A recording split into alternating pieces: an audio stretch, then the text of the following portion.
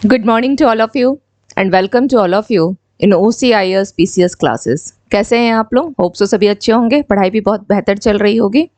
तो हम लोगों के इस करंट अफेयर्स के सेशन में देख लेते हैं कौन कौन सा इंपॉर्टेंट इश्यूज है जो आपके एग्जामिनेशन पॉइंट ऑफ व्यू से काफ़ी महत्वपूर्ण होते हैं। उसके बाद हम लोग देखेंगे one liner facts and at the end हम लोग MCQs को देखेंगे, ठीक है।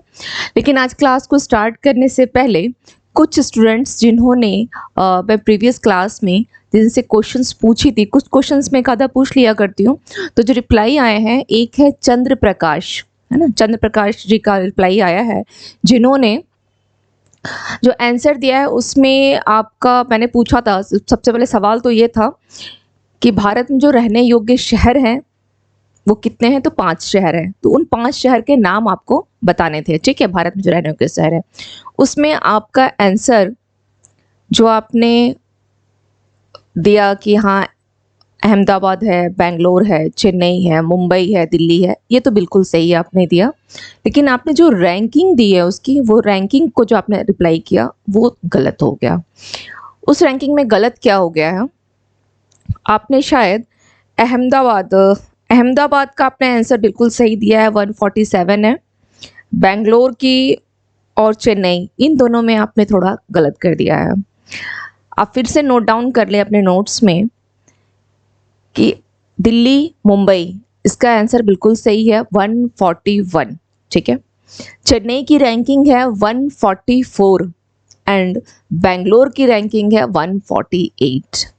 क्लियर? अब कोई डाउट नहीं है। अहमदाबाद आपने बिल्कुल सही दिया है, 147। तो रैंकिंग पे थोड़ा एक बार आप और ध्यान दे लीजिएगा, ठीक है। दूसरा सवाल था वर्ल्ड बैंक को लेकर कि किसकी स्थापना कब हुई है, तो 1944, ये रिप्लाई आपका बिल्कुल सही है। जो दूसरे स्टूडेंट हैं जिनकी रिप्लाई आई थी, दीपू कुमार, है ना, तो उन्होंने 5 शहरों का नाम लिखा है, जिसमें मुंबई, चेन्नई, दिल्ली, अहमदाबाद तो बिल्कुल सही है, लेकिन कोलकाता नहीं होगा, ठीक है। दीपू जी, कोलकाता उसमें नहीं होगा, उसमें आपका कोलकाता की जगह आपने मिस कर दिया है अहमदाबाद को। कोलकाता नहीं है, अहमदाबाद है। भारत की जो 5 शहर हैं वो हैं बेंगलोर है, अहमदाबाद है, चेन्नई है, दिल्ली है, मुंबई है। क्लियर? और दूसरा आंसर जो आपने लिखा है वर्ल्ड बैंक को लेकर किसकी स्थापना, वो आंसर आपका बिल्कुल सही है, 1944। लेकिन इन सब के बावजूद में जो भी आप लोगों के थोड़ी बहुत जो गलत हुई है वो कोई इशू नहीं है, वो तो फिर नेक्स्ट आपका गलत हुआ ही है सही करने के लिए, ठीक है। लेकिन आपके रिप्लाई के लिए तहे दिल से मैं धन्यवाद देती हूँ कि आप लोगों ने रिप्लाई तो किया, ठीक है। इससे क्या होता है ना कि ये जैसे अब आपको ये पता चल जाएगा और ये फॉरएवर के लिए आपको याद हो जाएगा कि हाँ इसकी रैंकिंग अब ये है। ये कब होगा, जब आपने गलत लिखा, तभी अब ये सही भी होगा और हमेशा के लिए हो जाएगा, ठीक है। तो चलिए, थैंक यू सो मच। अब बढ़ते हैं हम लोग क्लास की तरफ, ठीक है। क्लास की तरफ आते हैं और देख लेते हैं कौन कौन से इंपॉर्टेंट आज के इश्यूज हैं, ठीक है। चलिए,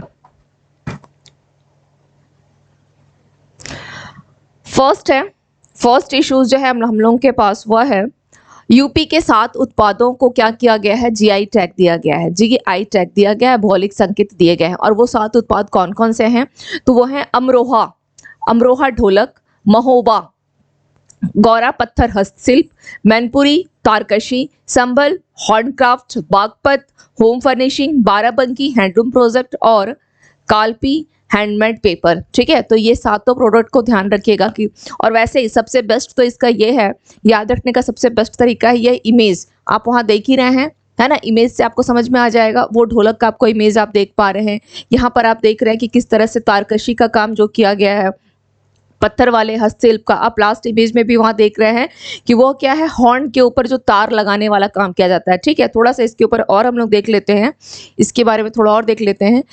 अमरोहा ढोलक, जो अमरोहा ढोलक है वह आम, कटहल और सागौन की लकड़ियों से बनाया जाता है। ढोलक, ठीक है, आम से, कटहल से और सागौन की लकड़ियों से बनाया जाता है। बागपत अपने हथकरघा गृह जो साज सज्जा उत्पाद के लिए प्रसिद्ध है। आप यहाँ देख ले, यहाँ पे बिल्कुल दिखाई दे रहा है गृह साज सज्जा, है ना, ये गृह साज सज्जा आप देख ही पा रहे हैं, काफी खूबसूरत लगता है देखने में, है ना। तो इसके लिए क्या है, बागपत का जगह जो है वह फेमस है, ठीक है। महोबा गौरा पत्थर हस्तशिल्प एक पत्थर का शिल्प है, ठीक है। इसे सफेद रंग के पत्थर का उपयोग करके बनाया गया है, जो मुख्य रूप से इस क्षेत्र में पाया जाता है। यानी सफेद रंग का पत्थर किस क्षेत्र में पाया जाता है, इससे सवाल ये भी तो बनता है किस क्षेत्र में, तो महोबा। महोबा जो ये सभी क्या यूपी के जिले हैं, ठीक है, यूपी के जिले हैं। नेक्स्ट है तारकशी। यूपी के मैनपुरी की एक प्रसिद्ध कला है तारकशी, ठीक है। यह मुख्य रूप से लकड़ी पर, मैंने अभी बताया जो आपको वो दिख रहा था हॉर्न टाइप का, तो क्या है, लकड़ी पर पीतल के तार, लकड़ी पर क्या किया जाता है, पीतल के तार जड़ने का काम है, ठीक है, लकड़ी के ऊपर पीतल के तार। संभल हॉर्नक्राफ्ट मृत जानवरों के कच्चे माल का उपयोग करके बनाया जाता है। हॉर्न का मतलब क्या होता है, जो हॉर्न होता है उसका मतलब सिंग होता है, सिंग है ना, जो सिंग निकले होते हैं जानवरों के, तो उससे क्या होता है, उसी मृत जानवरों के कच्चे माल का उपयोग करके बनाया जाता है। तो ये सभी क्या है, यूपी के जिले हैं, लेकिन कालपी यूपी का जिला नहीं है, ध्यान रखिएगा, ठीक है, कालपी यूपी का जिला नहीं है। ये तो होगा यूपी के जो जीआई टैग दिया गया है। इसके साथ और ध्यान रख लीजिएगा, जो जीआई टैग वाली जो चीजें पूछता है तो अपने स्टेट में ही ये क्वेश्चन आता है, ठीक है। जैसे अगर यूपी पीसीएस हुआ तो अपने स्टेट के ही मतलब उत्पाद को या प्रोडक्ट को वो जीआई टैग के रूप में पूछेगा। लेकिन अगर जैसे अभी नेक्स्ट जो आपका बीपीएससी आने वाला है, तो वहाँ बिहार से संबंधित जीआई टैग किसको दिया गया है, बिहार के जो 6 उत्पाद है कौन कौन से हैं, बिहार के 6 उत्पाद कौन कौन से हैं, थोड़ा ये भी ध्यान रख लीजिए, ठीक है। जो लोग अभी बीपीएससी देंगे उनके लिए यह महत्वपूर्ण है। तो बिहार के उत्पाद को आप यहां लिख ले, बिहार के GI tag, okay, GI tag किसको किसको दिया गया है, बिहार का जीआई टैग। बिहार का अगर जीआई टैग की बात की जाए तो क्या आएगा,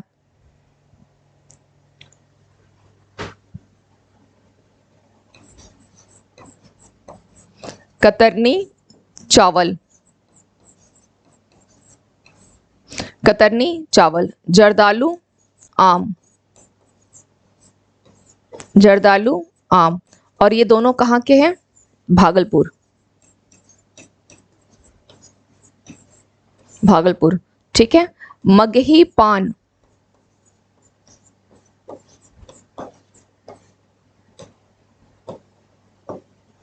मगही पान यह कहाँ का है, नवादा, नवादा का मगही पान। तो ये 3 हो गए। नेक्स्ट देख लेते हैं कौन सा है, शाही लीची,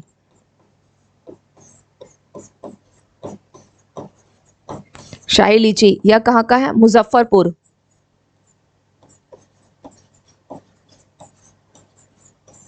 मुजफ्फरपुर की शाही लीची, ठीक है। मगही पान हो गया, मुजफ्फरपुर की शाही लीची हो गई। और अब यहाँ पर है आपका मिर्चा चावल, जिसे रिसेंटली सबसे लास्ट में जो जीआई टैग दिया गया है बिहार के वस्तुओं में, वो मिर्चा चावल ही है, जिसको रिसेंटली दिया गया है अभी कुछ दिन पहले ही।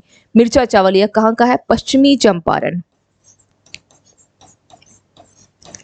पश्चिमी चंपारण का है ये, पश्चिमी चंपारण। क्लियर, बिहार की वस्तुएं हो गई, ठीक है। कतरनी चावल, जर्दालू, मगही पान, शाही लीची, मिर्चा चावल, क्लियर। चलिए नेक्स्ट आते हैं, भाला फेंक खिलाड़ी। भाला फेंक खिलाड़ी कौन है, नीरज चोपड़ा ने क्या किया है, लुसाने डायमंड लीग का खिताब जीता है, लुसाने डायमंड लीग का, ठीक है।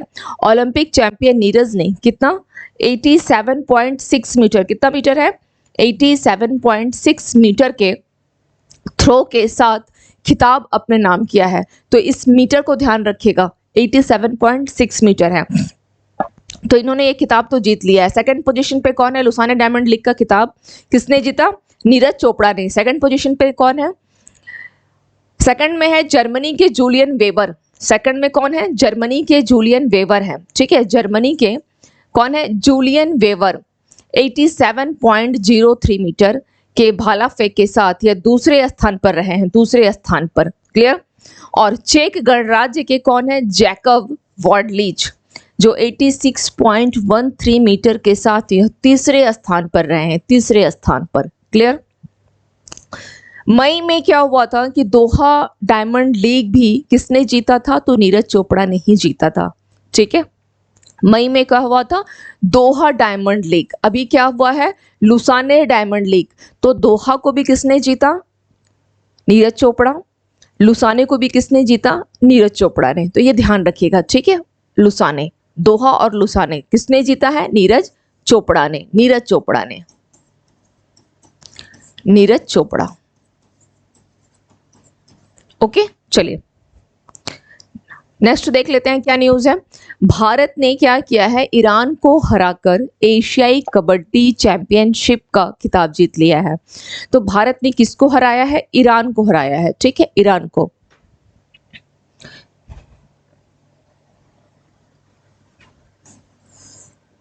खिताब कौन सा? एशियाई कबड्डी चैंपियनशिप। यह भारत का 8वां एशियाई कबड्डी चैंपियनशिप का खिताब है। यानी भारत के लिए बहुत बड़ी उपलब्धि है कि भारत ने 8 बार एशियाई चैंपियनशिप का खिताब जीता है। काफी बड़ी उपलब्धि हो गई। भारत ने कितनी बार? 8वीं बार। ये 8वीं बार है जो उसने जीता है, ठीक है। भारत ने एशियाई कबड्डी चैंपियनशिप का पिछला संस्करण जो लास्ट एडिशन 2017 में जीता था, ठीक है। इस वर्ष एशियाई कबड्डी चैंपियनशिप कहाँ आयोजित की गई थी? दक्षिण कोरिया में आयोजित की गई थी। इंपॉर्टेंट है, दक्षिण कोरिया में यह आयोजित की गई थी। पहली एशियाई कबड्डी चैंपियनशिप जो है कब हुआ था? 1980 में भारत के कहाँ हुआ था? कोलकाता में आयोजित किया गया था। पहली बार 1980 में हुआ था, ठीक है। चलिए नेक्स्ट क्या न्यूज है। भारत की राष्ट्रीय पुरुष फुटबॉल टीम, ठीक है, भारत की राष्ट्रीय पुरुष फुटबॉल टीम यानी फीफा जो है विश्व रैंकिंग में कितने पोजीशन पर है? 100वें स्थान पर है। भारत की राष्ट्रीय पुरुष फुटबॉल टीम फीफा की रैंकिंग जो है उसमें 100वें स्थान पर है। बस इतना ध्यान रखिएगा, ठीक है, 100वें स्थान पर है। नेक्स्ट क्वेश्चन पे आते हैं। पीएम मोदी जो हैं एमपी में राष्ट्रीय सिकल सेल एनीमिया उन्मूलन मिशन का आरंभ कर रहे हैं। कहां पर? एमपी में। किसका? एमपी में राष्ट्रीय सिकल सेल एनीमिया उन्मूलन मिशन का शुभारंभ किया गया है। इसके तहत क्या होगा? जो लाभार्थी होंगे उनको sickle cell genetic status card भी वितरित किया जाएगा, ठीक है। Sickle cell genetic status card भी वितरित किया जाएगा। कहां पर करेंगे? एमपी में करेंगे। मिशन का उद्देश्य क्या है?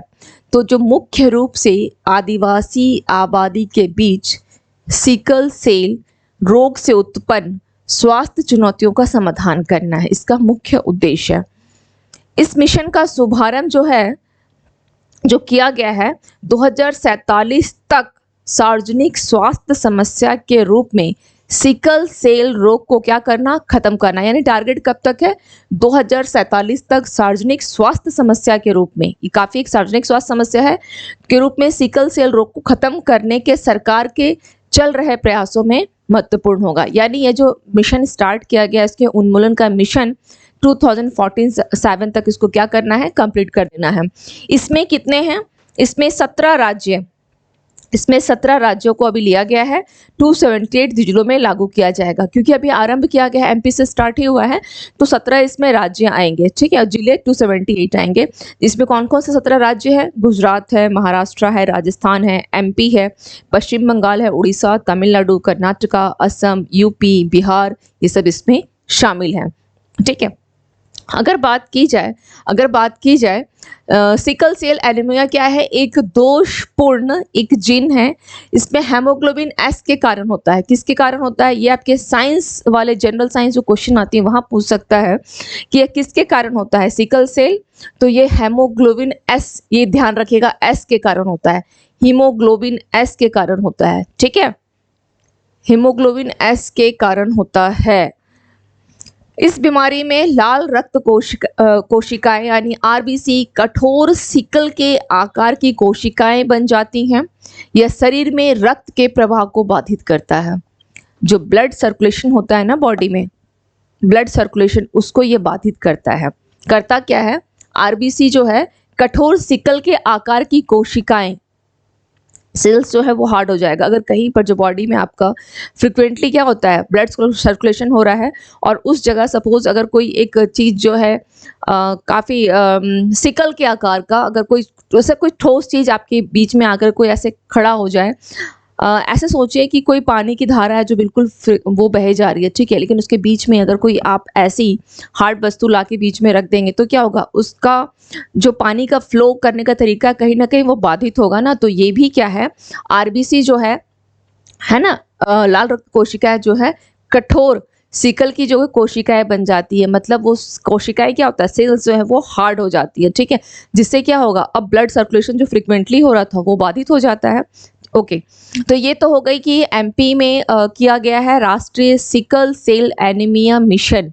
ओके, इसका उन्मूलन मिशन का शुभारंभ किया गया है एमपी से। अब इसके अलावा एमपी में की बहुत सारी योजनाएं हैं, तो ध्यान दीजिएगा, एमपी का ही है सीएम लर्न एंड अर्न, यानी सीखो और कमाओ, ठीक है, लर्न एंड अर्न योजना एमपी की है। एमपी का ही सांची शहर है, एमपी का ही क्या है, सांची शहर है, जहां पर क्या किया गया है, एमपी के सांची शहर में ही, जस्ट ए मिनट,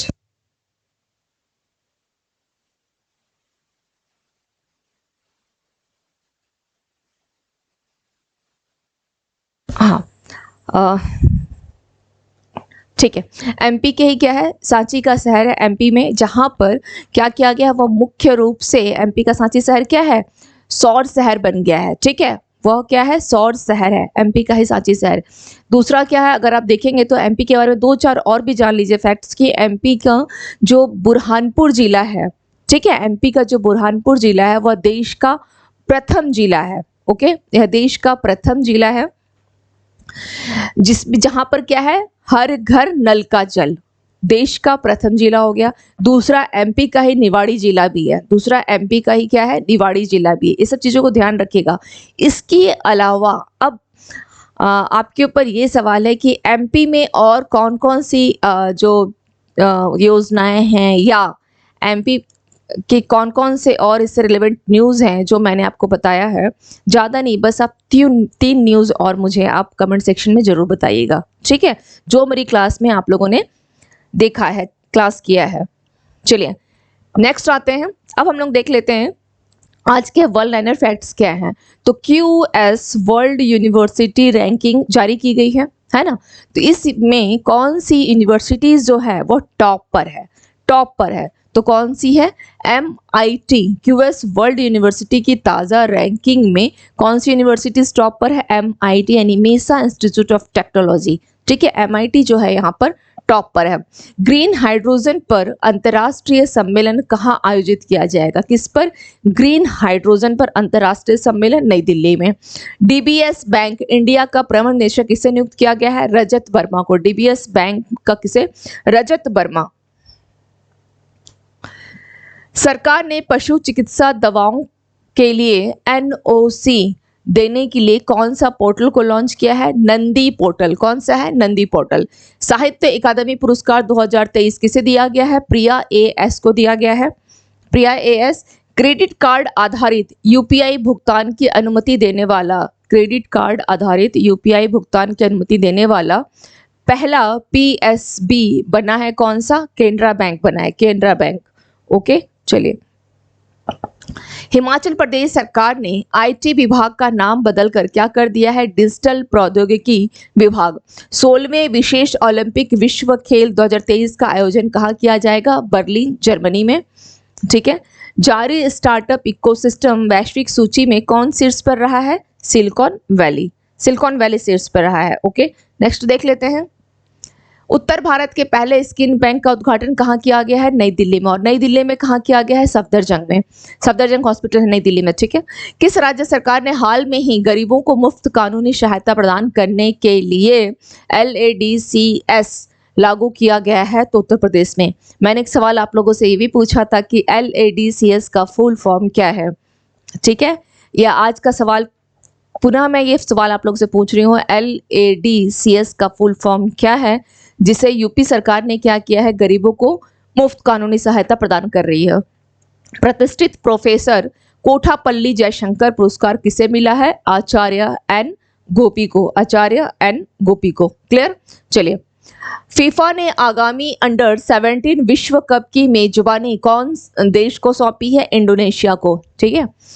फिजी देश किस देश में अपना पहला दूतावास खोलेगा? तो यह इजराइल में खोलेगा। और दूतावास से रहा सवाल, एक और सवाल यहाँ पर दूतावास से कि अमेरिका ने भारत में 2 अपने दूतावास खोले, कहाँ पर खोलेगा? एक अहमदाबाद में और दूसरा बेंगलोर में। ठीक है, अमेरिका जो खोल रहा है वो अहमदाबाद में और दूसरा बेंगलोर में। नए हाईकोर्ट परिसर की आधारशिला रखी गई है कहाँ पर? लद्दाख और जम्मू कश्मीर के रायका क्षेत्र में, रायका क्षेत्र में। ओके, रायका क्षेत्र में रखी गई है, ध्यान रखिएगा। नया परिसर खोला जाएगा।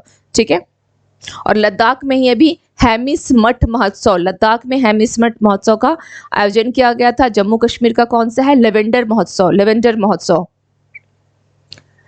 अब आज के एमसीक्यूज पे आते हैं।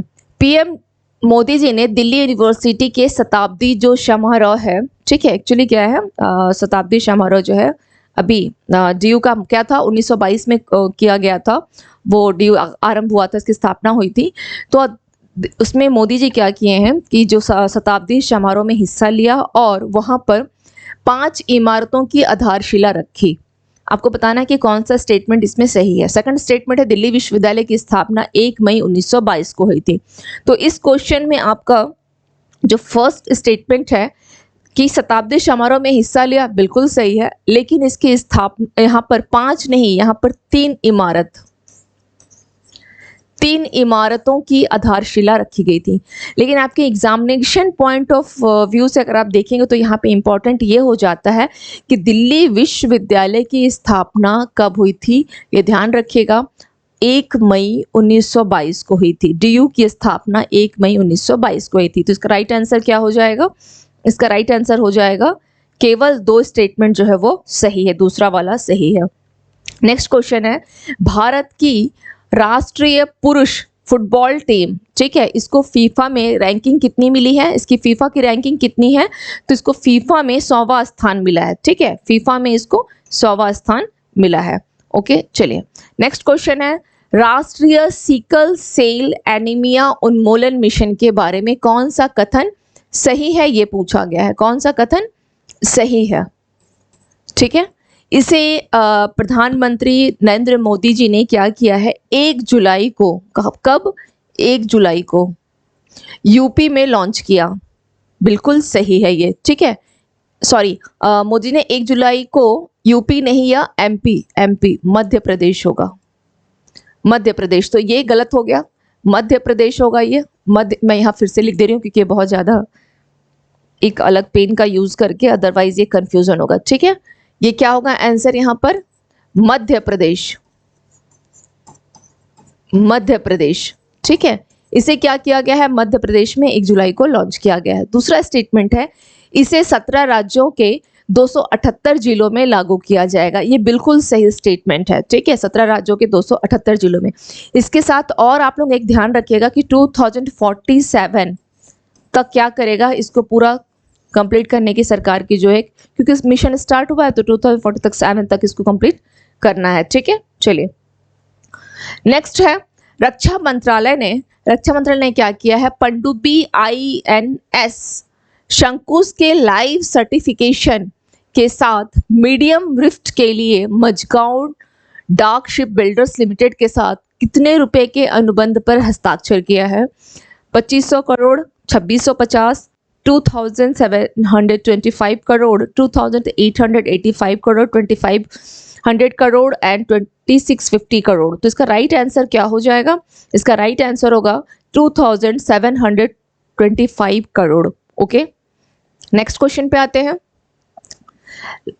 लाजन डायमंड लीग, ठीक है, जो लाजन या लुसाने डायमंड लीग जो है आपका, इसके बारे में कौन सा स्टेटमेंट गलत है, ये पूछा है कि कौन सा स्टेटमेंट यहाँ पर गलत है, ये ध्यान दीजिएगा, गलत पूछा है, गलत। ठीक है, तो जर्मनी के जूलियन वेबर ने 87.03 मीटर भाला फेंक करके इस प्रतियोगिता को जीता है, जो कि ये स्टेटमेंट क्या हो गया, रॉन्ग हो गया, क्योंकि इसको जीता किसने है? नीरज चोपड़ा ने। और जर्मनी के जूलियन वेबर है, ये 2nd पोजीशन पर है। ठीक है, तो भाला फेंक खिलाड़ी नीरज चोपड़ा लाजन डायमंड लीग खिताब में 2रे स्थान पर रहे हैं। ये भी स्टेटमेंट रॉन्ग हो गया। क्यों? क्योंकि ये तो किस पर थे? पहले स्थान पर है, ये पहले स्थान पर है, और ये यहाँ पर 2रे स्थान पर है, ये 2रे स्थान पर है, तो दोनों स्टेटमेंट रॉन्ग हो गए। तीसरा है, चेक गणराज्य के कौन है? जैकब वॉर्डलीच इतने मीटर थ्रो के साथ तीसरे स्थान पर रहे हैं। तो ये स्टेटमेंट सही है। सही कोड चुनना है 1 और 2, 1 और 3, 2 और 3 ऊपर के सभी। तो इसका राइट आंसर क्या होगा कि कौन सा गलत पूछ लिया है, तो गलत के according right answer 1 and 2। Next question पे चलते हैं। हाउसिंग डेवलपमेंट फाइनेंस कॉर्पोरेशन का निम्नलिखित में से किस बैंक में जो है विलय हो गया है? HDFC, state bank of India, IDFC, ICICI। तो इसका राइट आंसर हो जाएगा HDFC। क्लियर। चलिए नेक्स्ट क्वेश्चन पे जाते हैं। निम्नलिखित में से किसने 8वीं बार जो है एशियाई कबड्डी चैंपियनशिप का खिताब जीता है? कितनी बार? 8वीं बार। तो कौन है देख लेते हैं। ईरान, पाकिस्तान, भारत, दक्षिण कोरिया। ईरान, पाकिस्तान, भारत, दक्षिण कोरिया। तो उसका राइट आंसर क्या हो जाएगा? भारत ने जीता है 8वीं बार। ठीक है। लास्ट जो संस्करण हुआ था, लास्ट जो एडिशन हुआ था 2017 में हुआ था, तो भारत उस समय भी जीता है। लास्ट जो एडिशन 2017 में भारत ने जीता था। ठीक है, 2017 लास्ट एडिशन का जो था भारत ने जीता है। इसके साथ ही अभी जो हुआ है इसमें किसने इसको, भारत ने किसको हराया है? तो भारत ने ईरान को हराया है। ठीक है, ये हारा है, ईरान को इसने हराया है। हारा कौन है? ईरान हारा है। ठीक है, ईरान को हरा दिया है। क्लियर। चलिए, इसका स्टार्टिंग कब हुआ था? 1980 में स्टार्ट हुआ था। और एक चीज और ध्यान रखिएगा, दक्षिण कोरिया में यह जो कबड्डी जो है इसका आयोजित किया गया था, आयोजित हुआ था। आयोजित कहाँ हुआ था? दक्षिण कोरिया में। तो आपके पास इसी एक क्वेश्चन से 3 पॉइंट हो गए। ईरान हारा है, भारत जीता है, और दक्षिण कोरिया में यह आयोजित किया गया था। ठीक है, नेक्स्ट क्वेश्चन को देख लेते हैं। महिला सम्मान बचत प्रमाण पत्र, यह इंपॉर्टेंट है, महिला सम्मान बचत प्रमाण पत्र। ठीक है, ये और ये महिलाओं के लिए खासकर बता दूं कि काफ़ी अच्छी स्कीम भी है। इसमें 7.7% अराउंड इसमें जो है आपको रेट ऑफ इंटरेस्ट है। ठीक है, तो महिलाओं के लिए बहुत सही है। सरकार ने सभी सार्वजनिक क्षेत्र के बैंकों को महिला सम्मान बचत प्रमाण पत्र 2023 को लागू करने और संचालित करने की अनुमति दी है। सरकार ने किसको दिया है? सभी सार्वजनिक क्षेत्र के बैंकों को। ठीक है, सभी सार्वजनिक क्षेत्र के बैंकों को। ये स्टेटमेंट बिल्कुल सही है। ओके, यह योजना डाक विभाग के माध्यम से, पोस्ट ऑफिस में भी ये योजना लागू है। ठीक है, तो यह योजना डाक विभाग के माध्यम से 1 अप्रैल 2023 से लागू है। 100% सही है। पोस्ट ऑफिस में तो पहले से मतलब ये लागू कर दिया गया है अप्रैल में ही, लेकिन अब क्या किया गया है, जितने भी सार्वजनिक क्षेत्र के बैंक हैं उन सभी में भी इसको, वहाँ पे भी ये लागू हो गया कि वहाँ पे भी ये अपना लागू और संचालित कर सकते हैं। रेट ऑफ इंटरेस्ट इसमें बहुत अधिक है। ठीक है, चलिए, तो ये हो गया आपका। तो इसमें राइट आंसर क्या होगा? सी, 1 एंड 2 दोनों स्टेटमेंट जो है आपका सही है। नेक्स्ट क्या है देख लेते हैं। अच्छा, चलिए, आज इतने ही MCQs हैं, कोई बात नहीं है, काफ़ी है। ठीक है, अब आप लोगों को अगर कंटेंट रिलेटेड कोई भी डाउट होगी, ठीक है, तो आप लोग मुझे ज़रूर बताइएगा, कमेंट सेक्शन में मैसेज कीजिएगा। और आप लोग को जो PDF है वो इस चैनल के डिस्क्रिप्शन पे लिंक दिया गया है टेलीग्राम का। ठीक है, वहाँ आपको PDF भी क्लास की अवेलेबल मिल जाएगी। ओके, तो मिलते हैं फिर नेक्स्ट करंट अफेयर्स की क्लास में, और नए इश्यूज़ के साथ क्या मुद्दा चल रहा है, एग्जामिनेशन पॉइंट ऑफ व्यू से कौन कौन से इंपॉर्टेंट है। ओके, और जो मैंने आज सवाल आप लोगों से पूछा है कि MP में कौन कौन सी योजनाएं हैं, आप लोग बिल्कुल अपने से ये नहीं कि क्लास का जहाँ नोट्स बनाया है वहाँ से चीटिंग करना है, नहीं, अपने ध्यान में रख करके कि अच्छा आप लोगों ने क्या क्या पढ़ा है। जो अगर एक भी याद हो तो एक ही लिखिए। ठीक है, अगर एक याद हो तो एक ही लिखिएगा, लेकिन आंसर जरूर आप लोग करेंगे। ओके, ठीक है, चलिए, तो फिर मिलते हैं tomorrow morning. Thank you to all of you and have a nice day. इस चैनल को लाइक करें, शेयर करें एंड सब्सक्राइब करें। Once again, a lots of thanks.